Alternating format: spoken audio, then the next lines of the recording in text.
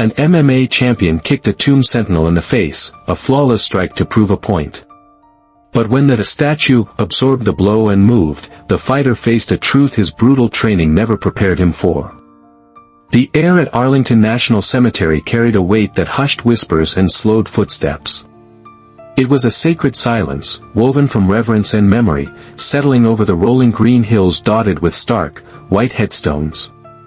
Under the crisp Virginia sky, a crowd gathered near the tomb of the unknown soldier, their cameras held loosely, their voices low, waiting for the iconic changing of the guard. Into this solemn tableau swaggered Leo The Viper Vance. He was a disruption of color and noise in a world of muted respect. At 30, Leo was the reigning MMA light heavyweight champion, a human spectacle of sculpted muscle, intricate tattoos, and unshakable arrogance. His designer tracksuit from a brand that screamed exclusivity clung to his frame, and an Audemars Piguet watch, a monument of platinum and diamonds, flashed on his wrist with every gesture. He was flanked by his entourage, 3 men built like brick walls, all wearing matching Viper Strike Systems gear. They moved like a conquering unit, their casual laughter and loud talk carving a bubble of disrespect around them. This is what they call security. Leo scoffed, his gaze falling upon the lone sentinel pacing on the black mat. The guy's a machine. A robot on repeat. My sparring partners have more life in them. The sentinel was Sergeant Marcus Thorne. His existence was one of absolute precision. He wore the Army's dress blue uniform, so perfectly pressed it looked like polished armor. His shoes were mirrors of black lacquer. The M14 rifle resting on his shoulder was an extension of his body. His movements were flawless, dictated by a sacred rhythm: 21 steps down the mat, turn and face the tomb for 21 seconds, turn again, switch the rifle to the other shoulder, and wait another 21 seconds before repeating the solitary march. He was less a man and more a living monument, his gaze fixed on a point beyond the crowd, beyond the present. Look at that posture, Leo continued, his voice taking on the analytical tone of a predator assessing prey. Completely flat-footed. No center of gravity. He's leaving himself wide open. He rolled his shoulders, a ripple of conditioned muscle. In the octagon, a fighter who stands still is a fighter who's asking to be put to sleep. His crew nodded in dutiful agreement. Remember that guy in Vegas, champ? One of them, a burly man with a fighter's cauliflower ear, chimed in. Said he had the best defense in the division. You put him on the canvas in 45 seconds. A few yards away, retired 4-star General Miller stood in quiet contemplation. He wore simple civilian clothes, a polo shirt and slacks, but his posture was an invisible uniform. A small, discreet pin bearing the deep blue of a Distinguished Service Cross was affixed to his collar. He had come to visit the grave of a man he'd lost in Fallujah and had paused to watch the ceremony. His weathered eyes, which had seen the landscapes of war on 3 continents, narrowed as he observed Leo's group. He recognized the type instantly, men whose confidence was built in a controlled world of rules and referees, now standing on ground consecrated by sacrifice they couldn't comprehend. He saw the familiar, dangerous signs of arrogance looking for a target, and a knot of concern tightened in his gut. The line of disrespect, once approached, was crossed with theatrical flair. Leo stepped past the low chain barrier, ignoring the quiet gasps from the crowd, and onto the plaza. He began circling Sergeant Thorne, his movements fluid and predatory, a stark contrast to the Sentinel's rigid, metronomic pace. A real fighter is always in motion, Leo announced to his audience, both his crew and the uncomfortable tourists. Always aware, always adapting. He threw a series of lightning-fast jabs, his fists hissing through the air and stopping a mere inch from Thorne's stoic face. Each time, Thorne didn't even blink. His eyes remained fixed forward. See? They've trained the instinct right out of him, Leo declared with a laugh. The crowd's reaction was a fractured mosaic of emotion. Some teenagers, emboldened by Leo's fame, were filming with their phones, grinning at the unexpected drama. An older couple shook their heads in quiet disgust, turning to leave. Near the front, a man in a simple black suit placed a gentle hand on his son's shoulder. The woman beside him, her eyes holding a deep, permanent sorrow, clutched a small, folded American flag. A Gold Star family. The father met Leo's gaze for a fleeting second, his expression not of anger, but of profound, wounded offense. He quietly guided his family away from the spectacle, shielding them from the desecration of their sacred space. Leo didn't notice or didn't care. His entourage, sensing a performance, positioned themselves strategically. They formed a loose semicircle, creating a human barrier that separated the unfolding drama from the rest of the crowd, turning the hallowed ground into an impromptu arena. "This is what I teach at Viper Strike," Leo projected, his voice echoing slightly in the respectful silence. "Total control. Total domination. This poor guy, he's just a symbol. He's not a threat." General Miller could watch no more. He began moving forward, his path parting the crowd with an unspoken authority. "That's enough," he said, his voice calm but carrying an edge of command. One of Leo's entourage, the one with the mangled ear, stepped in his way, placing a firm hand on the general's chest.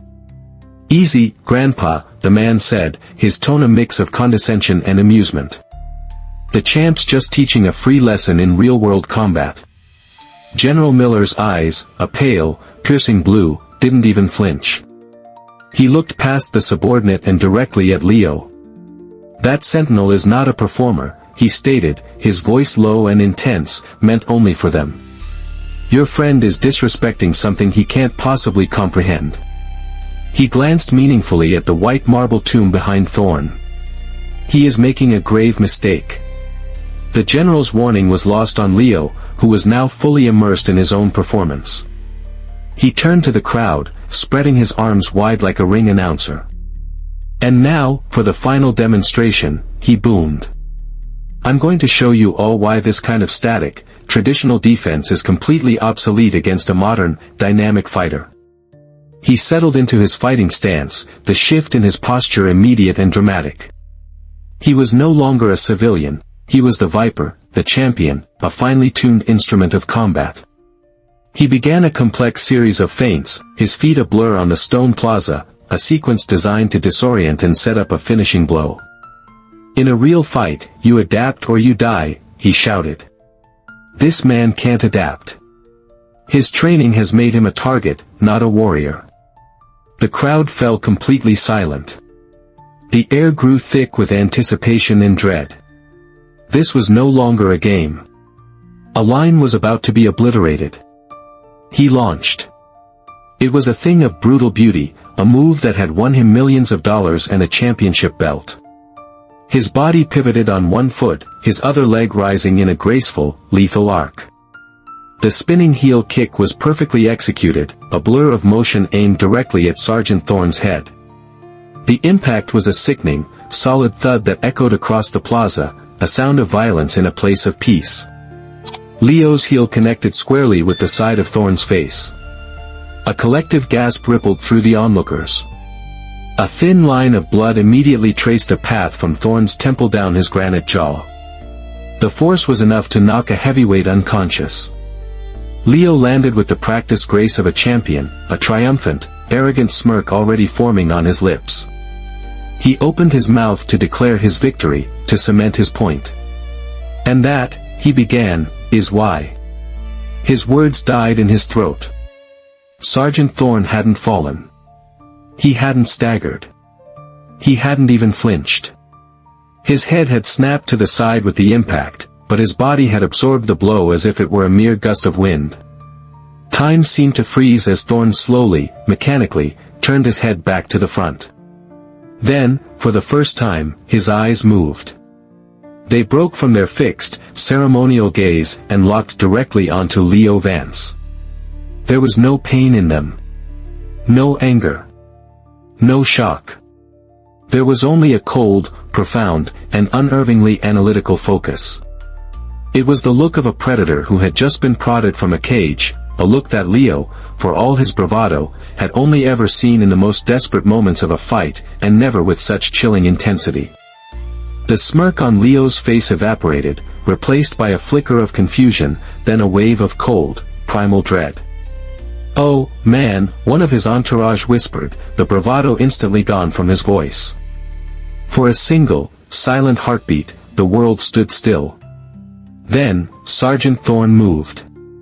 His ceremonial rifle clattered to the stone mat.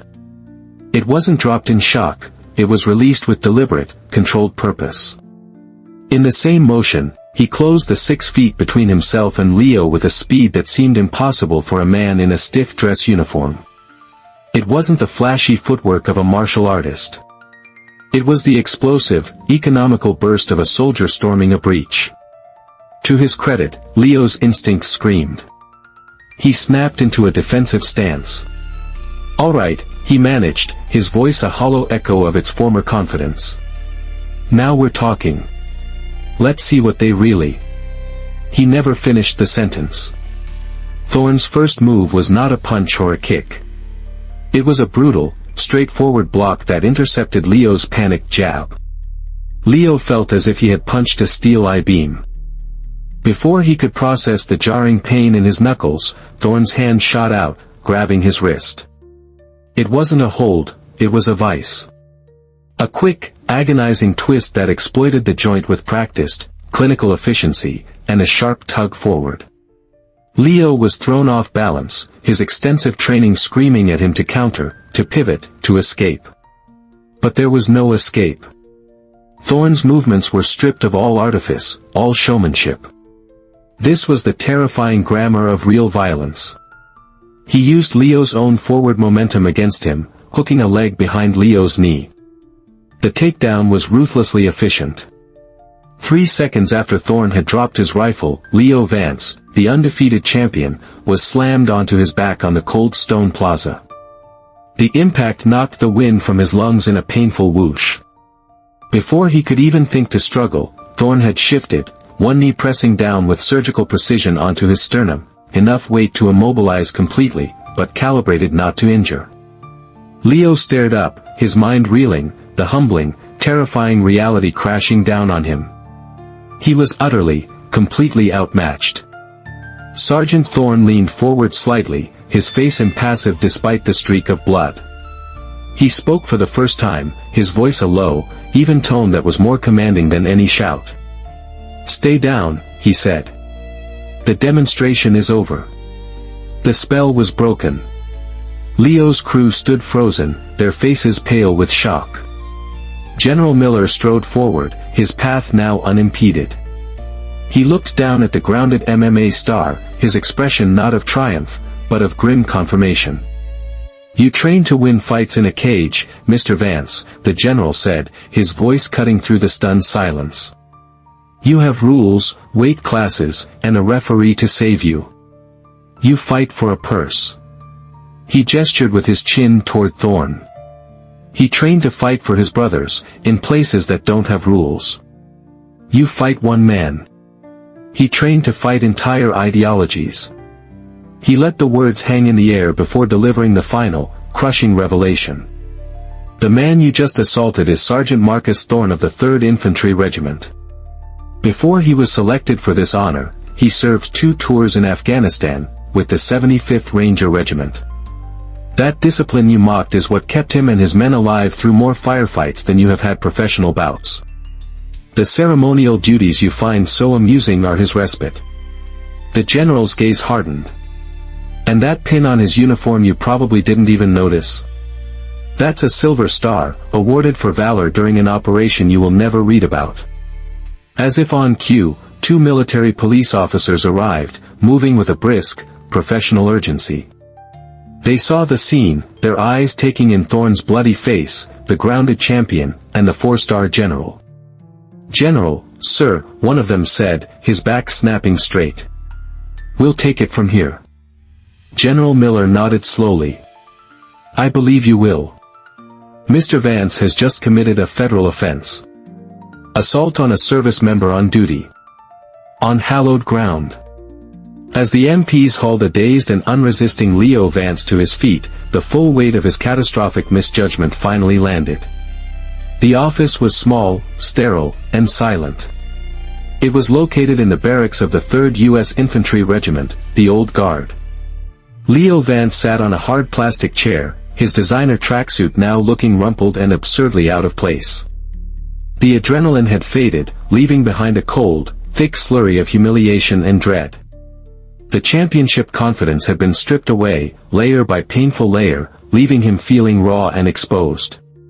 The door opened and Sergeant Marcus Thorne walked in. He had changed into his standard Army combat uniform. A small, neat bandage was now affixed to his temple. He moved with the same quiet precision as he had on the plaza. When Leo saw him, he stood up immediately, his body language a stark contrast to his earlier arrogance. It was the posture of a student before a master. "Sergeant Thorne," an MP said from the doorway. "Mr. Vance has been formally charged. He requested a chance to speak with you before being processed." Thorne gave a single, professional nod, and the MP closed the door, leaving them alone. For a moment, they just regarded each other. The fighter and the soldier. "That was Ranger training, wasn't it?" Leo finally asked, his voice quiet, the showman's bravado completely gone. "The takedown. It was efficient. I've trained with special forces guys before. Never felt anything that clean.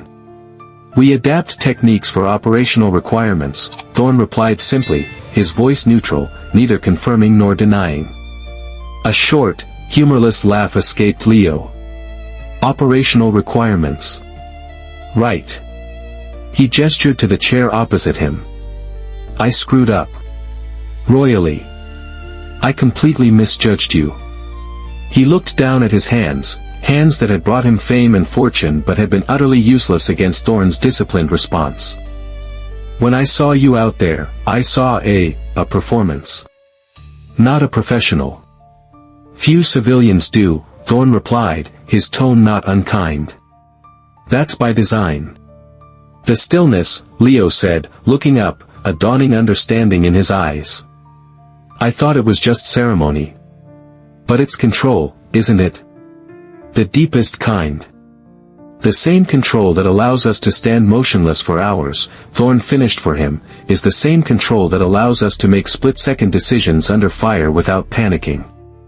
Leo nodded slowly, the revelation settling deep. "In the octagon, everything I do is for show. For the judges, for the pay-per-view numbers, for the fans. What you did out there." He shook his head, "There was nothing for show. It was just effective. Different training for different purposes," Thorne said, echoing the general's earlier assessment. "My job isn't to win points. It's to complete the mission and make sure my brothers come home." "They're going to make an example of me, aren't they?" Leo asked, glancing at the door. "Assaulting a sentinel at the tomb is taken very seriously," Thorne confirmed, his voice flat. "Fair enough," Leo said, accepting his fate with a newfound dignity. "I earned whatever's coming. For what it's worth. I am sorry. Not just for the kick. For the disrespect.